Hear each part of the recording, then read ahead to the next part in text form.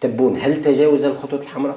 لأول مرة في الجزائر منذ 62 منذ الاستقلال رئيس الجمهورية ينهى مهام وزير الأمن بعد شهرين لأول مرة. يعني في حاجة لهذا ما ندخلش في التفاصيل.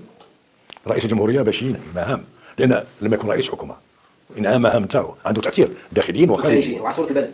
في المهارة والحكمة تاع بوتفليقة يقول لك أنا نتمتم وأنت تفهم، تجي فاهم الوضع.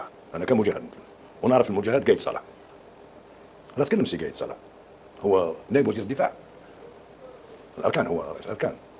الخطاب تاعو واضح كل وضوح، هو مجاهد جمهوري، هو ما يجي من جيش التحرير الوطني إلى الجيش الوطني الشعبي. 17 سنة في عمره مثل بوتفليقة لما التحق بالجيش، وقايد صالح هو مجاهد وجمهوري. ما نقولش الولاء نتاعو يعني قال دائما يقول السيد رئيس الجمهورية وزير الدفاع قائد العلى افتتاحية الجيش في آخر عدد قال يكون في الجيش وبوتفليقة. ما قايد صالح راه قايم بالدور تاعو في أحسن ما يرام.